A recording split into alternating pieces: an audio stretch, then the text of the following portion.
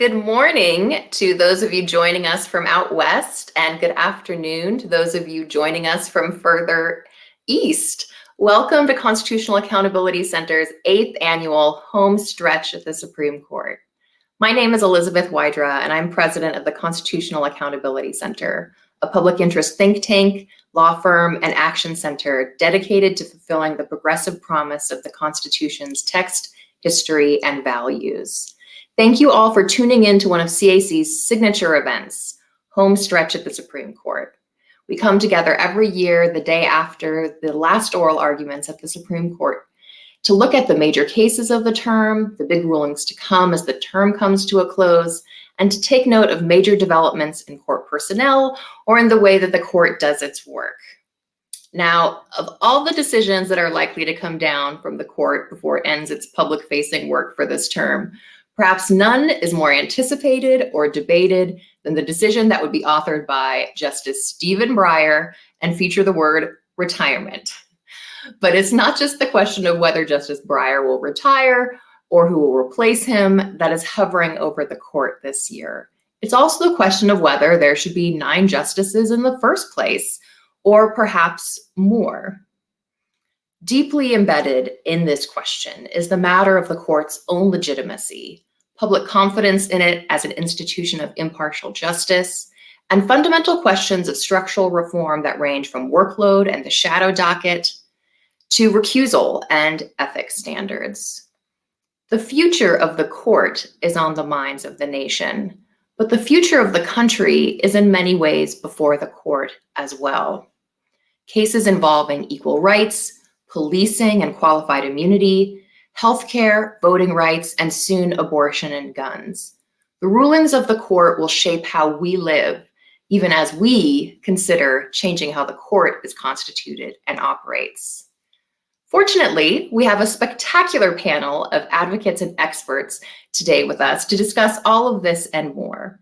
With my colleague Brianne Gorod, CAC's chief counsel, Stanford Law's Jeffrey Fisher, who argued several of the cases we'll be discussing today, NYU's Melissa Murray, who has a fantastic new article on race and abortion that I hope we'll get to touch on a bit today, and the ACLU's Dale Ho, voting rights expert and documentary film star, who argued the census case earlier this term.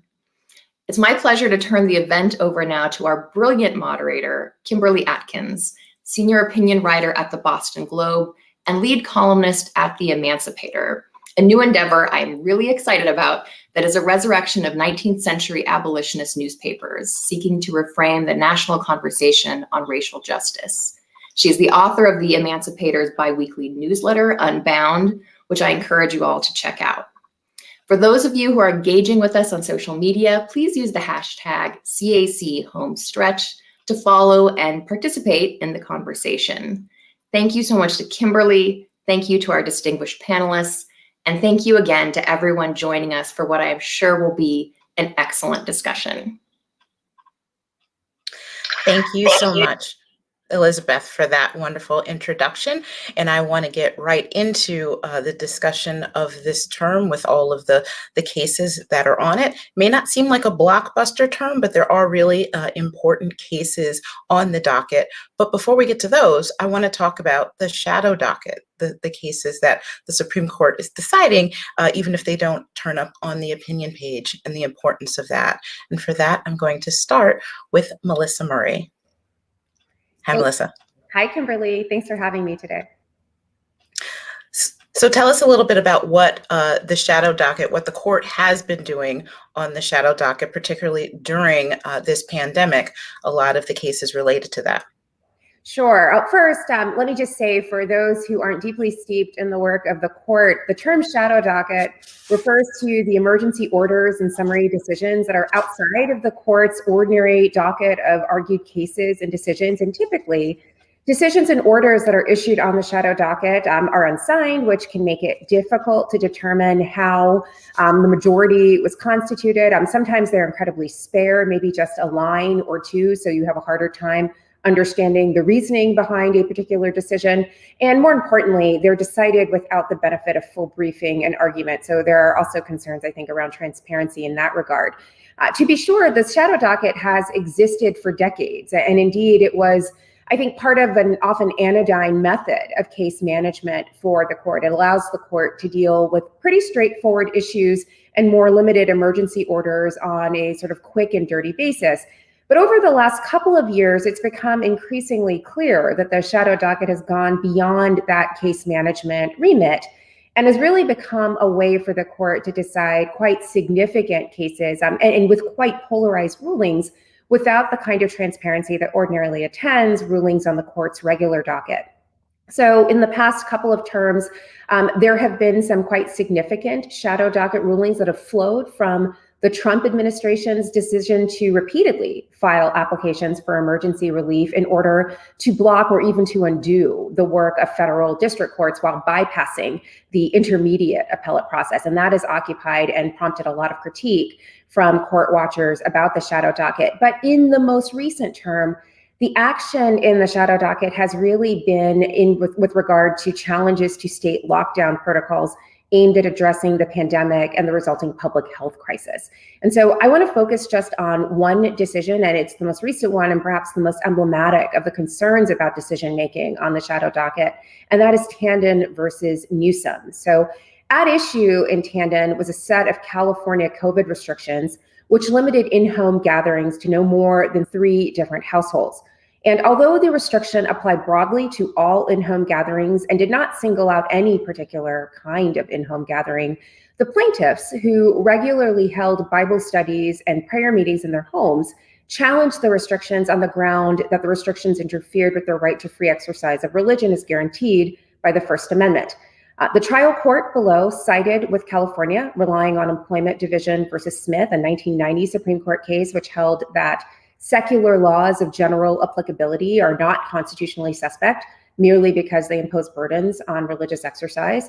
And after the Court of Appeals refused to enjoin California from enforcing the restrictions, while the plaintiffs were appealing, the Supreme Court stepped in and actually issued an injunction doing so. And in granting the requested injunction, the court agreed that the restrictions were an impermissible imposition on religious liberty, so reversing the district court's decision below. It was a 5-4 decision, with the Chief Justice joining the 3 liberal justices in dissent. And to be sure, we only know that lineup because the dissenting justices identified themselves in separate writings. The actual opinion is a short per curiam opinion. But even though it is short and spare, the opinion is actually quite consequential. The majority there expressly adopted what has been described by constitutional law scholars as the most favored nation view of free exercise jurisprudence.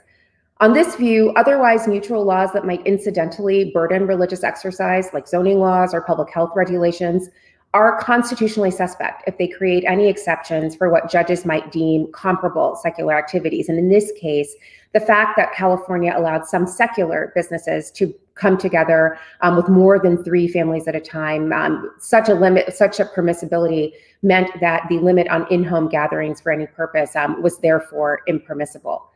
But leaving aside one's views about state restrictions for public health and the conflict between religious freedom or any other constitutional right, the decision in Tandon is incredibly noteworthy because a majority of the court decided to expand the scope of religious liberty doctrine through a decision on the shadow docket. And some scholars have argued that Tandon, in its endorsement of this most favored nation view of the free exercise clause, is perhaps the most significant free exercise opinion to be decided by the court since 1990 Smith. And indeed, that it may, in effect, have overruled Smith. And that, of course, will be consequential as we go forward to talk about some of the other cases on the docket, like Fulton this term. So I'll stop there. And I think that sort of covers the main points of the shadow docket.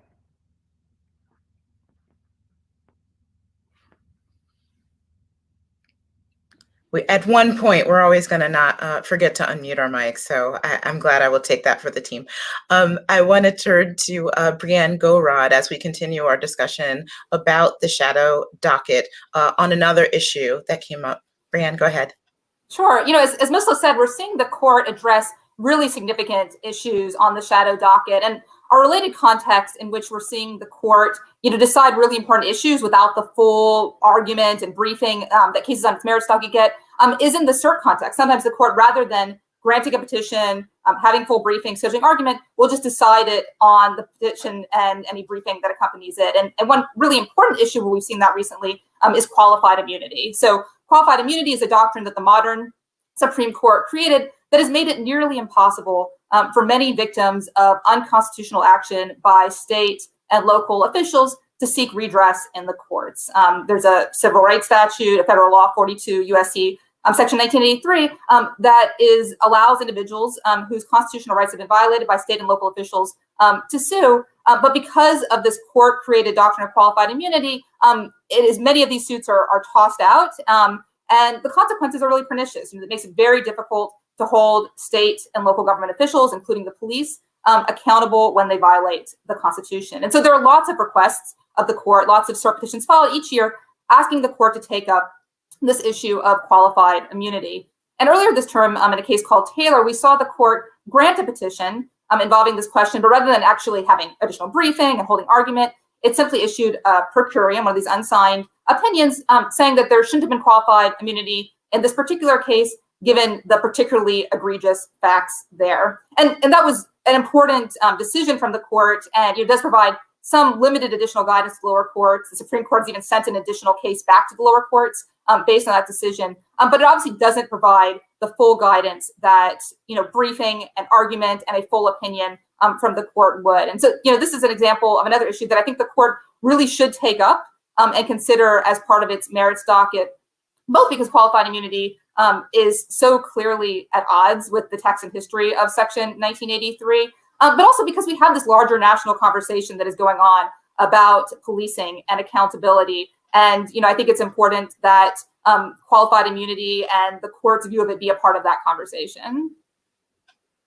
So one question that I have for both of you, in these cases, is there a sign that the court is willing or looking to take up on its merits a bigger case down the line? I mean, I'm thinking, for example, it was in one of these shadow docket rulings that Justice Kavanaugh signaled that the court might revisit gun rights, and then one term later, the court did grant cert in a gun rights case. Is there something like that in any of these issues, either of these issues or something else that you think might be on tap for the terms ahead? So one thing that people have noticed in the shadow docket rulings is that they can lay a foundation for later taking on an even more consequential position in another case that might actually be on the court's merits docket. So, for example, one of the worries, I think, in this particular case, Tandon versus Newsom, is in taking this most favored nation position, the court has sort of laid down a marker. There is a writing on this. And we have Fulton coming down the pike, where the litigants have specifically asked the court to overrule Employment Division versus Smith. And we have in Tandon versus Newsom a completely different view or slant on Smith that perhaps might have legs in another context and can be expanded upon in that context. So I think to the extent that these things are sedimentary, the shadow docket may provide the court with an opportunity to sort of take particular theories for a ride before actually implementing them in a really robust way in the merits docket. So on that issue about religious rights that Melissa highlighted in this shadow docket discussion, it's a good time to move on to one of the cases on the merits docket this term, that is Fulton versus City of Philadelphia. It's one of many cases we have seen this court take up that really takes on that tension between religious rights claims and discrimination protections. And for that, I'm going to turn to Professor Jeffrey Fisher. Hi, Jeff. Good morning. Well, thanks again for making me part of this great presentation, which I've never been lucky enough to be a panelist before. So thank you for asking me. So just by way of disclosure, I represented what we call the private respondents in the Fulton case, basically groups representing parents and children in the foster care system in Philadelphia. And the Fulton case arises out of that system. The way the city runs its foster care program with kids that need foster care is that they work with outside contractors to help identify and screen foster parents. And so there are some 30-odd contractors in the city One of them is Catholic Social Services. And Catholic Social Services had been doing this for many, many years, and the city learned that the organization had a policy of refusing to certify same-sex couples who were married as foster parents. And that violated the city's anti-discrimination law, both sort of municipal code and written into the standard government contract for performing these services. So the city told CSS it could not continue to be a contractor if it didn't abide by that non-discrimination principle, and that's what led to the lawsuit. CSS has filed suit claiming that it violates its free exercise rights to require it to abide by this non-discrimination requirement in the city's standard contract. And as the case comes to the court, it's one of these cases that could be very, very big or very, very small, depending on how the court handles it. As you mentioned, kind of the biggest conception of this case is a claim by CSS that the court should revisit the landmark decision in Smith, which basically holds that a rule of law or other sort of legal requirement that applies equally to everybody, including religious organizations, is constitutional so long as it has a rational basis behind it. If the court were to reconsider that decision, this could be, a huge ruling from the court. And then kind of the most narrow version of a possible ruling would be an argument that CSS makes that is actually that was backed by the Trump administration, that the particular ways the city dealt with CSS in this case betrayed an animosity toward religion. And so on the specific facts of this case, the specific dealings of this case, kind of like the Masterpiece Cake Shop decision a few years ago, overstepped the sort of neutrality requirements that are required by the religion clauses. So that's kind of the big and the small. I'll just say a couple things about, I think, what are kind of the interesting questions in a more intermediate way the court might approach the case. Because there are three interesting wrinkles here, and I'll just highlight real quickly to see for people to watch when the decision comes out if the court tackles any of them. So the first is, as I've already kind of referenced, that this case involves a government contracting program, not just kind of a ordinary regulation program. So this is not like direct regulation of private parties in the way of, say, Title VII or another anti-discrimination law might require religious employers to adhere to certain rules. This is a system where a religious organization is trying to opt in to a program it need not participate in. So it says, we don't have to do this, but we want to do this. Our religious beliefs make us want to do this, and we have a right to do it on our own terms. We don't have to follow the rules that the city would apply to everybody else. And so it'll be interesting to see if the court grapples with that government contracting layer of the case. The second thing about the case that's, I think it's a challenge for the court potentially, is how it harmonizes two sort of different instincts that you see in the court's historical case law and indeed an oral argument. The first is that the court has said, we're not here to judge the legitimacy or even the truth, so to speak, of religious beliefs. And so we just have to kind of accept, whatever the religious organization thinks, whether we think it's offensive or brilliant or anything in between. But at the same time, in oral argument, there were many hypotheticals raised about, what if a religious organization said we're not going to serve interracial couples? Or what if they said that our view is a woman's place is in the home, and so any family that comes to us where the woman works in a marriage, we're not going to place foster kids with them or certify them as foster parents. And how the court would harmonize those two warring instincts, where the court seemed to think that the latter would be something that a city could do, but maybe not this. That'll be interesting. And then the final thing that I would highlight here is again, an interesting moment in argument. A couple of justices said, back to what I said, the city works with like 30 odd organizations in its foster care program. And a couple of justices said, well, if it's just CSS or maybe one or two other religious organizations, can't the couples just go somewhere else? And so why make a big deal out of the fact that one or two providers are going to discriminate when these couples can go other places? And that's just an odd way, traditionally at least, to think about carving out exceptions to anti-discrimination law. In the civil rights era, I don't think we would have said what's the big deal if this restaurant doesn't serve people of a certain race? They can get a meal down the street at another restaurant. So the way the court sort of deals with a lot of these cross-cutting concepts will be really interesting to watch.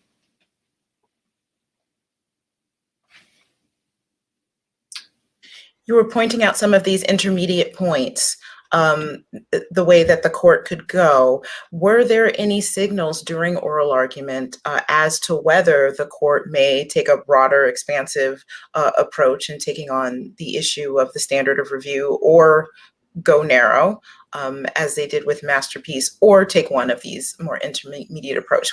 What's your sense after oral argument what the court may do? Well, just, I'm going to be a little bit careful here as an advocate in the case, and I'll just kind of report the answer to you, which is that at argument, I think the court spent most of its time exploring either a narrow ruling or the intermediate arguments I was describing. There were one or two questions maybe about whether Smith itself should be overruled, but Justice Barrett, for example, said, why would we overrule Smith when we have these other arguments in front of us? And there didn't seem to me to be a whole lot of steam at argument for really this broad kind of overruling. But that's all. One never knows what ends up happening when the court goes into conference and starts drafting opinions. And this was a November argument, and so obviously the court has had it under submission for a long time now, and so there must be a fair amount of writing going on.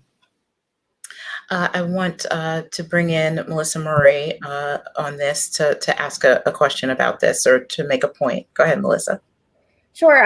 It's also worth noting that although Fulton was explicitly about the question of foster parents and the certification of foster parents through a religious service, it may also have strong repercussions for questions of reproductive rights going forward. And Justice Barrett, again, made this, I think, quite obvious at oral argument. She asked a hypothetical about whether the state could take over a Catholic hospital, and in that sense require Catholic hospitals, which generally do adhere to the tenets of the faith, to comply with a state anti-discrimination protection. And again, we've seen these kinds of collisions between anti-discrimination principles and religious liberty in other contexts regarding reproductive rights. For example, last term's Little Sisters of the Poor, but a decision in Fulton could also add to those kinds of questions and again, have true repercussions in that field as well.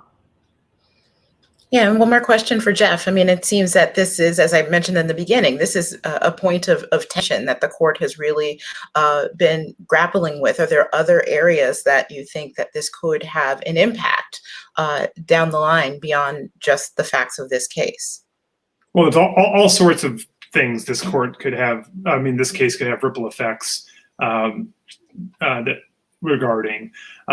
Melissa mentioned one. I think another is the court has had cases recently involving, as you mentioned, other clashes of religious liberty claims and non-discrimination laws, like the ministerial exception cases, where religious employers are claiming an increasingly broad array of their employees are not subject to any civil rights protections for non-discrimination principles. And so I think what the court does here may bleed over there in some ways.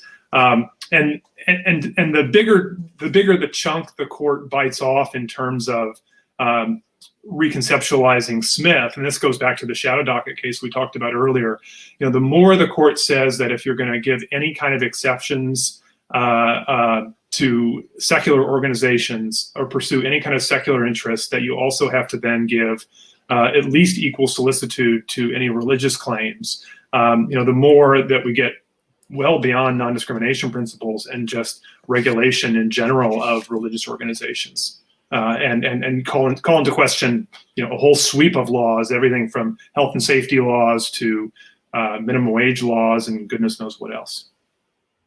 Okay, thank you so much, Jeff. And another big case on the docket this term deals with the Voting Rights Act, an issue that's very much front of mind and in the headline. It was 8 years ago that the Supreme Court in Shelby County essentially nullified a section of the Voting Rights Act that was used for DOJ enforcement, pre-clearance enforcement. Now the court is taking up an issue involving Section 2 and how discrimination claims, voting discrimination claims, can be brought under that. And for that, we turn to Dale Ho to discuss Brnovich v. DNC. I think I said that. I'm never sure how to say that case name, but hi, Dale. Hi, thank you so much for having me. I'll talk for a few minutes about the Brnovich case. That's how I think it's Brnovich. too. Thank you. So full disclosure, I worked on an amicus brief on behalf of the ACLU, where I work in support of the plaintiffs in this case. And this case is a challenge to two voting practices in Arizona. First, a prohibition on ballot collection and assistance with the return and conveyance of a ballot, sometimes referred to pejoratively as ballot harvesting. It's a practice that civic groups have used frequently in Arizona to assist, in particular, Native American voters in rural areas who do not receive U.S. Postal Service service at their doorsteps. And second, Arizona's practice of discarding ballots that are cast at the wrong precinct, even if the voter is eligible for some or all of the offices on the ballot cast. So on the surface, this case is about two relatively narrow practices in one state, but it could, as I think Kimberly noted, have quite broad implications for the application of the Voting Rights Act in the future. It's the first case in the Supreme Court to consider the application of Section 2's, Section 2 of the Voting Rights Act's discriminatory results standard, and it's the first VRA case that the Supreme Court has heard since Shelby County in 2013, 8 years ago, a 5-4 decision immobilizing a key provision of the Act, the federal pre-clearance provision, which required states with the worst histories of discrimination to obtain federal approval before making any changes to their voting laws. So let me explain briefly the distinction between vote denial and vote dilution claims. So I mentioned this is the Supreme Court's first case to consider the application of Section 2 to vote denial claims.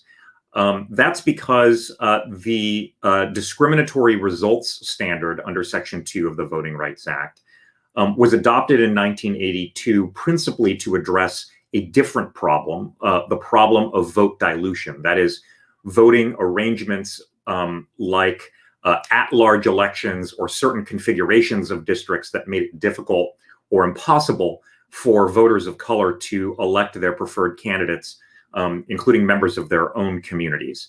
The Supreme Court had ruled in a case, City of Mobile v. Bolden, that the prohibition on minority vote dilution, as it was referred to, extended under Section 2 only to situations where an electoral arrangement was intentionally designed to prevent the election of minority voters' candidates of choice. Section 2 was amended in 1982 to have a discriminatory results standard so that plaintiffs could challenge districting arrangements even if there was no proof of discriminatory intent. And the Supreme Court's considered a number of Section 2 cases since that time, but always in the context of those kinds of claims, vote dilution practices. That's different from the majority of voting rights controversies that have arisen in the last decade. Those are things that we might describe as vote denial claims, where the challenge practice is one that regulates access to registration or the ballot itself. Vote denial practices were not as common before 2010. Efforts to restrict voting access have really ramped up in the last decade. And of course, while Section 5 and the pre-clearance provisions of the Voting Rights Act were operative, most of the controversies around those kinds of practices were resolved under that provision. Now, after Shelby County and the pre-clearance provision is no longer in effect, and with vote denial practices really ramping up over the last few years, there's been a lot of litigation under Section 2, and now the Supreme Court's first opportunity to articulate a standard and consider the scope of Section 2 in the vote denial context. Now, this is a case that initially raised a lot of concern, I would say, in the voting rights community. Initially, I think there were some concerns that the court might go so far as to address the constitutionality of Section 2's results standard, given the conservative majority's presumed skepticism of race-conscious remedies. I will say that that sort of facial constitutional question was not really raised by the parties or considered by the court at oral argument. But almost as significant, I'd say, is that the defendants, particularly the RNC, asked for a ruling that would exclude time, place, and manner restrictions from the scope of Section 2 liability and would limit Section 2 only to voter qualifications. That is, things like literacy tests, poll taxes, and property requirements, none of which really exist anymore. And a ruling along those lines would effectively render Section 2's results test null and void in the vote denial context. I will say there didn't really seem to be a lot of enthusiasm for a categorical ruling along those lines, but that still leaves plenty of room to significantly limit Section 2 without a ruling that appears too sweeping. And I'll give three potential limitations here that the court could adopt. The court could, for example, require evidence of a significant racially disparate impact on voter turnout. And that is, I think, something that would be very difficult for plaintiffs to satisfy because it's very difficult to measure voter turnout and to tie fluctuations in voter turnout to a single voting law or practice. It would also make it virtually impossible to bring a pre-enforcement voting rights claim. The court could issue a ruling that largely immunizes voting practices that are relatively common, even if those practices have a significantly more burdensome effect in certain contexts or in particular states. Or the court could, third, treat fraud prevention as close to a per se legitimate justification for restrictions on voting, the mere invocation of which could effectively immunize practices from Section 2 liability. And I would say that the effect of a ruling along those lines could be something like the court's ruling in Crawford v. Marion County more than a decade ago, which rejected a facial constitutional challenge to Indiana's strict voter identification requirements while purporting to leave open the possibility of as-applied challenges in future cases. In practice, the Crawford decision has made it very difficult, if not impossible, to bring constitutional challenges to voting laws, even though the ruling itself did not appear to be that sweeping on its face. And I think that's what a lot of folks would be, on my side of things, would be concerned about in Brnovich. That could have significant consequences. Right now, in the wake of the 2020 presidential election, states are considering more than 200 restrictive voting practices around the country. Some of those have already passed, most notably in places like Georgia and Iowa, and a ruling that limited the scope of Section 2 would make it quite difficult to challenge those kinds of practices in the future.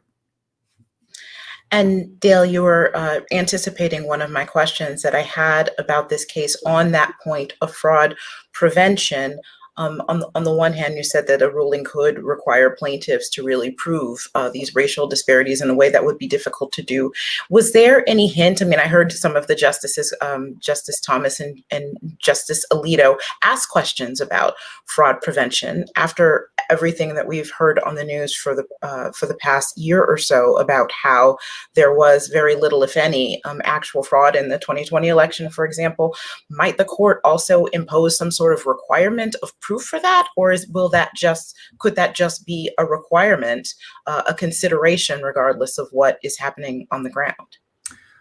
Well, I think it's a really significant concern that the court may not require any kind of evidence or proof of fraud as the state's justification for a restriction on voting, even in the face of evidence of specific voters or significant numbers of voters being significantly burdened by voting restriction.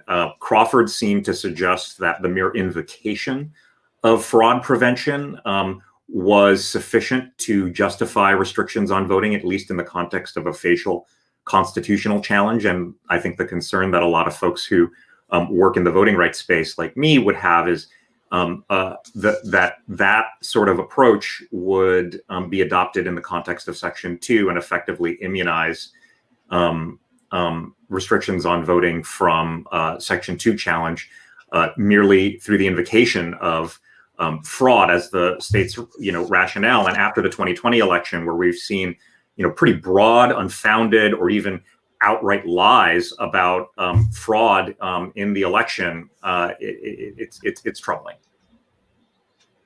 All right, thank you, Dale, for that discussion about that case. And we're going to move on now to the Fourth Amendment in the case Lange versus California. We're going to turn it back to Jeff Fisher for that decision about the exception to the warrant requirement. Hi again, Jeff.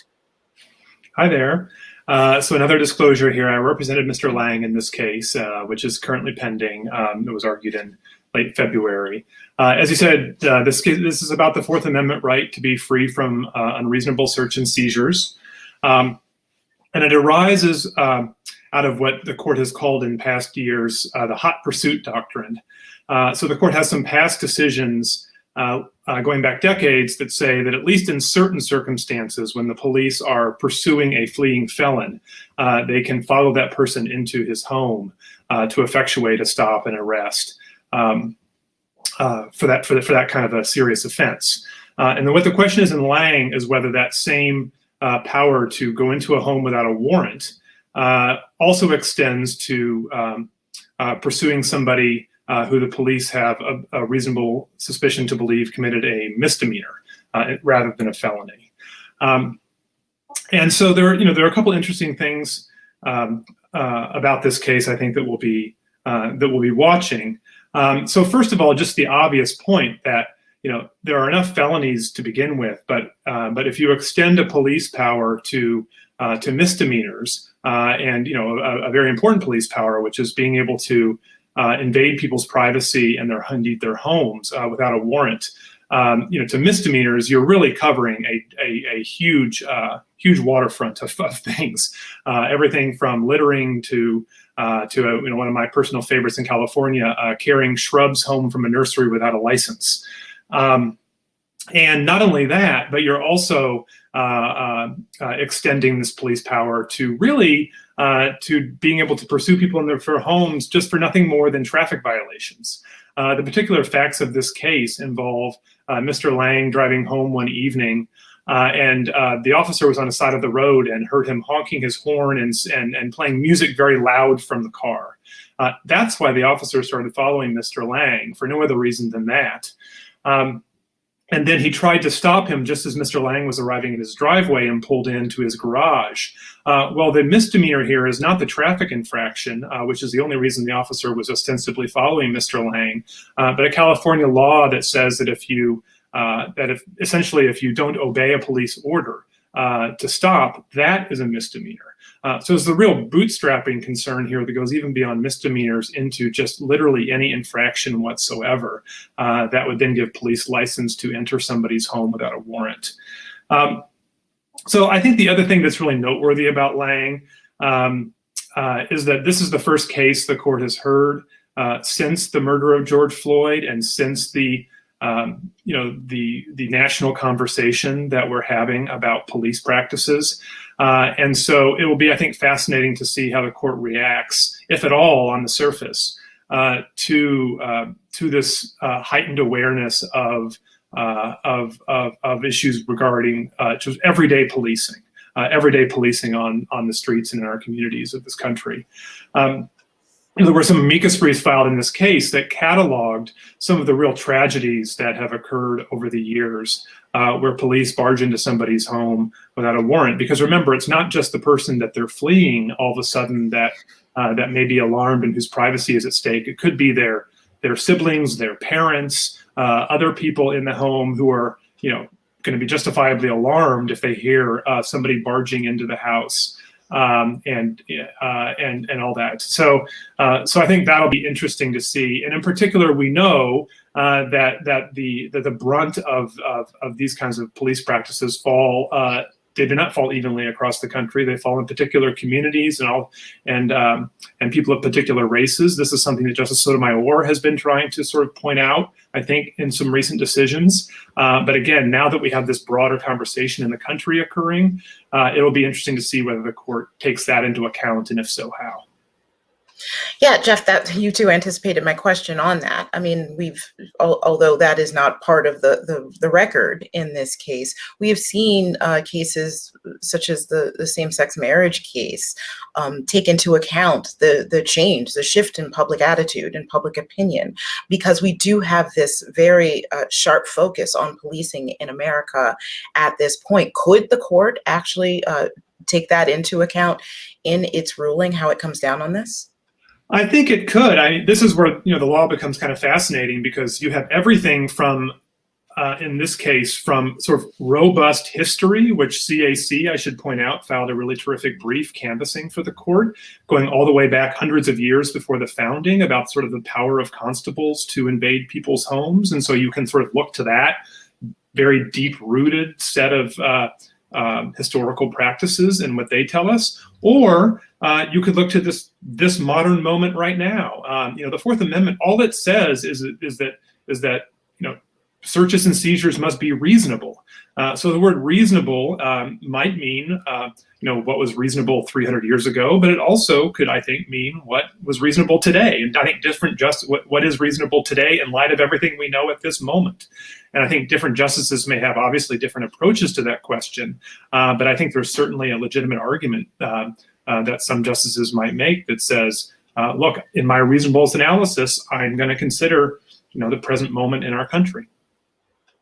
And another question I have, I won't ask you to guess how the court might rule given your position in the case, or certainly not how individual justices might. But one thing that I always enjoy about covering Fourth Amendment cases are the unusual ideological alliances you usually saw in the past. For example, Scalia and Ginsburg on the same side in these cases. Can you talk a little bit about that aspect of the court with Fourth Amendment jurisprudence? You're right. I think that's one area, and there are many, but I think it's one area where the justices don't break down, at least along what the public would think of as the ideological lines or the president appointment lines necessarily. So an argument in Lange, I think one of the justices that gave the government the hardest time was Justice Gorsuch. And he was drawing primarily on the historical arguments I was just describing. But there's also a libertarian instinct that he has, and some of the more conservative justices have, that also sometimes carry over to the sort of individual side of these cases. And then on the other hand, there are sometimes what we think of as the more liberal members of the court and the Democratic appointees who take a more pragmatic view towards policing and have a lot of sympathy for police officers trying to make split-second decisions in the heat of the moment. And so you never quite know how these cases are going to come out. And to my mind, as a lawyer who appears in front of them sometimes, it's actually, I think, really, it makes it all the more interesting and fulfilling to be involved in these cases where people don't necessarily have as strong priors. All right, thanks, Jeff. And moving on to the last case we'll discuss before we open it up to questions, we come to yet another challenge to the Affordable Care Act on the issue of its constitutionality and also severability of the act. We go to Brianne Gorod. Brianne, hi. Hey, that's right. The Supreme Court is yet again considering the constitutionality of the Affordable Care Act. And before I jump into the background, I should also offer disclosure that CAC, along with the House General Counsel's Office and Munger, Tolles, and Olson, is representing the House of Representatives, which intervened in this case. So to, I think, understand what's going on in this case, it's actually really helpful to think back to the law's first trip to the court. This was back in 2012. And in that case, the court considered a couple of questions, but one of the big ones was whether the individual mandate to purchase health insurance was constitutional.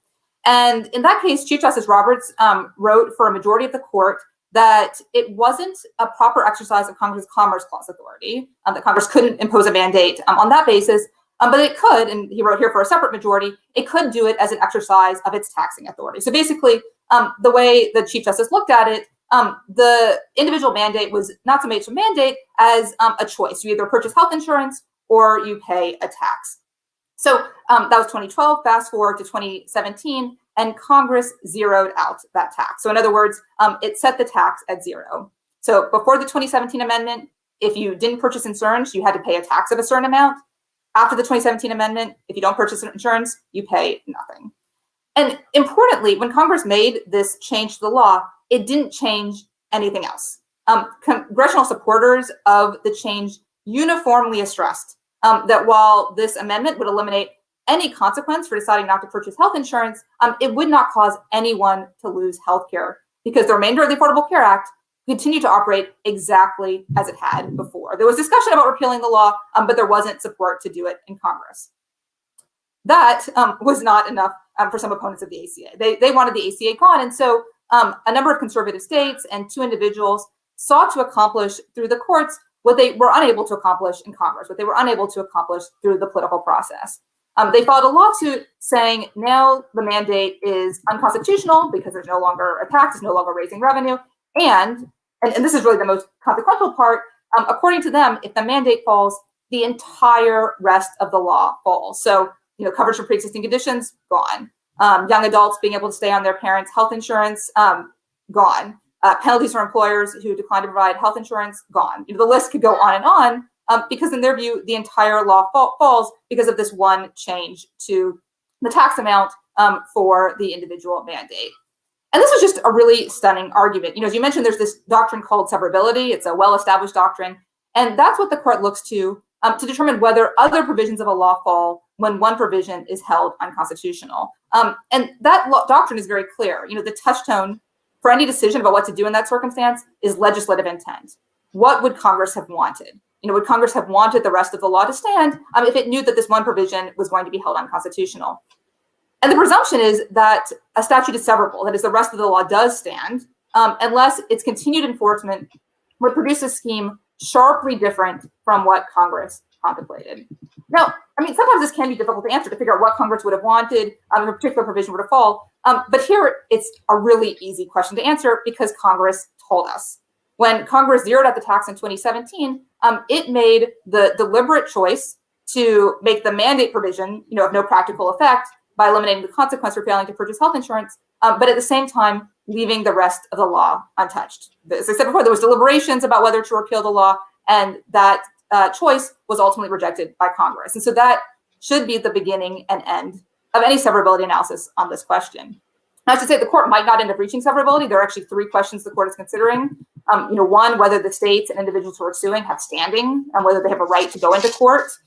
Only if the court concludes that they have standing will address whether the mandate is constitutional. And then only if the court concludes the mandate is unconstitutional will address this severability question. But as I said, the law on severability is really clear. And given what happened in this case and Congress's deliberate decision to leave the rest of the law untouched after they made the mandate, of no consequence or of no practical effect, really should answer the question for the court.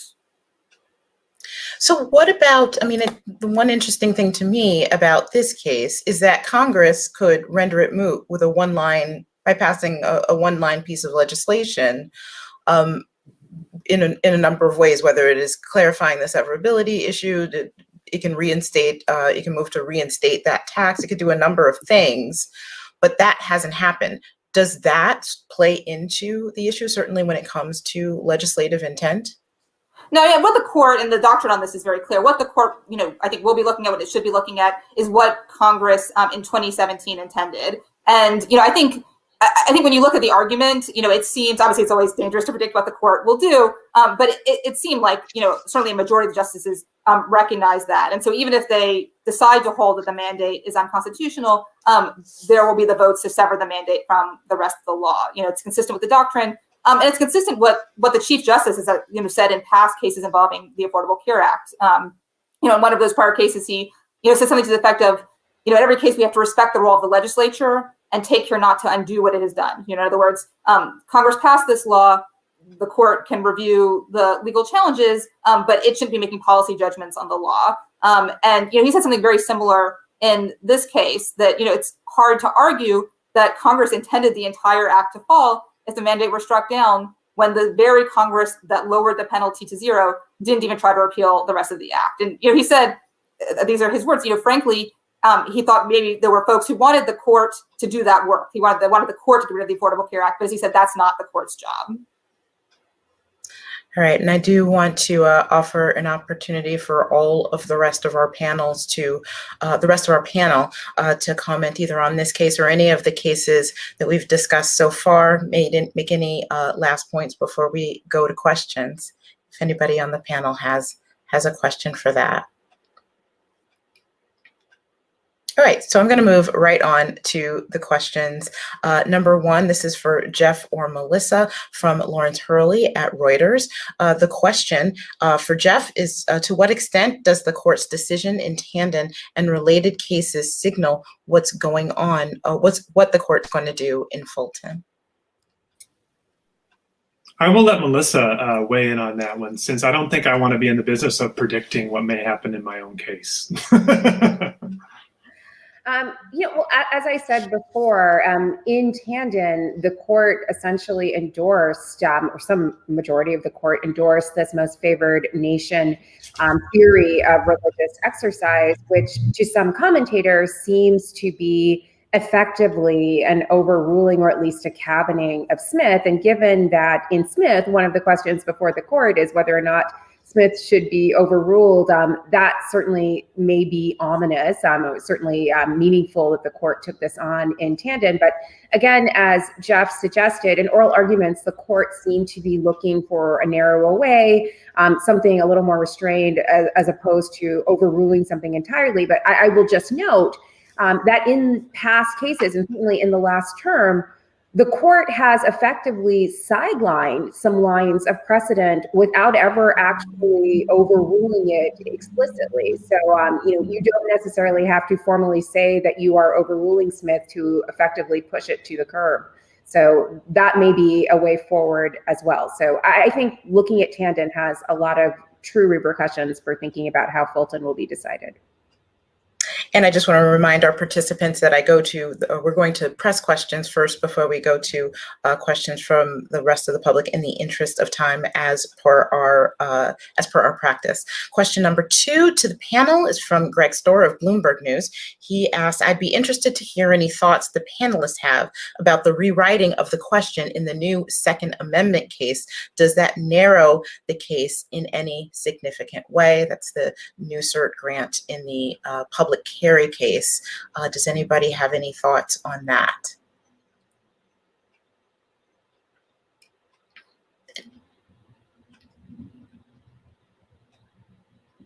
Has anybody been looking at the Second Amendment jurisprudence? Perhaps Jeff, did you have a chance to look at that, or? So I was involved last year in the case involved in the New York City's Second Amendment challenge to the New York City's gun restriction laws. I am not steeped enough in the current case to offer an intelligent response to Greg, but I will say that it's a good question, because there has been a fair amount of jockeying by interest organizations like the NRA to try to get the court to rule as broadly as possible on a public right to carry. They tried in the New York City case, which was a case about so-called premises licenses, which are basically licensed to own a gun in the home, but that allowed people to carry it in very restricted circumstances outside the home, to get the court to opine on a broader rule, on a broader conception of the Second Amendment right to carry guns in public.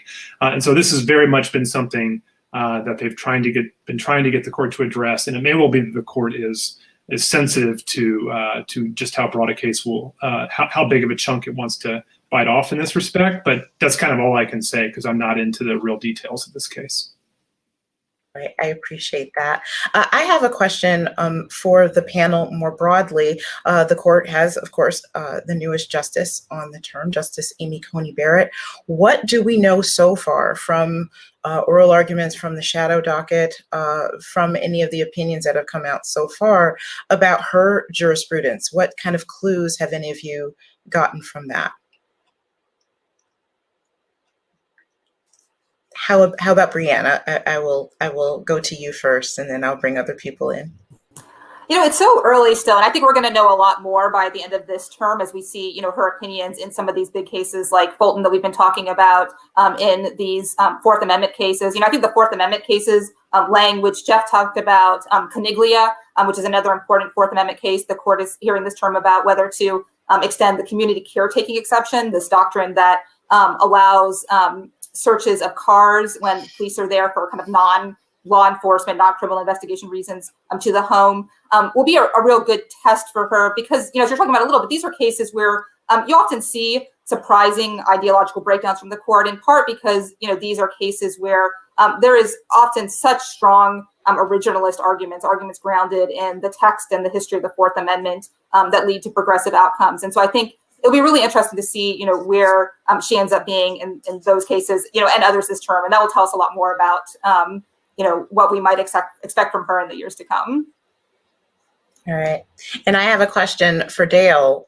This past year, we have had telephonic arguments, which are so different than it's like arguing in person. Talk a little bit about what that's like and what impact you think that may have on the court's jurisprudence this term. Well, there's obviously a lot less pomp and circumstance when you're doing an oral argument via a conference call and a headset rather than going to, the storied Supreme Court building. One thing that I do think is substantively different about the flow of oral argument is that the questions do tend to, at least in my limited experience, follow a little bit more of a logical flow when there isn't an opportunity for justices to interrupt each other and take an argument in a completely different direction. You get a question from a justice, and then you usually kind of stay on the same topic with a few follow-up questions. And in some ways, I think that can make for a deeper or richer discussion. But obviously, there are things that are lost because the justices have such a limited amount of time in order to ask those particular questions. All right, and I have one last question from Linda Greenhouse of the New York Times for Jeff. If the court finds masterpiece type discrimination in Fulton, doesn't that mean it can find discrimination anywhere and in any difference, and just puts us in the strict scrutiny land of Lukumi? Well, again, I want to be careful about making too many predictions before we see an opinion, but I think Linda's asking a very important question, which is, and I think she's raising a very important concern that basically the set of arguments on the other side of my clients and the city in Fulton is that sort of any time you have a practice, even if it applies to everybody equally, but that impacts religious organizations or religious employers.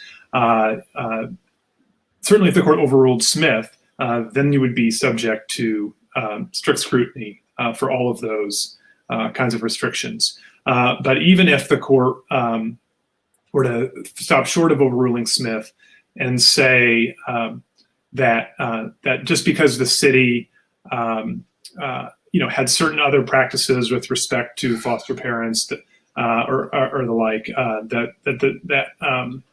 that they have to make accommodations equally or more so for religious organizations, I think effectively you could be starting to edge toward a land where no rule at all that applies to religious organizations can be valid unless it satisfies strict scrutiny. But I think it's just very hard to know what we're going to get from the court until we get it. So I'm just going to stop there. Okay, and with that, we have come to the end of our time. I would like to thank all of our panelists for a really insightful discussion about this year's SCOTUS term, and thank all of our participants for joining us today. For more information about the Constitutional Accountability Center, you can visit CAC's website at theusconstitution.org. Until next year, stay safe and healthy, everyone.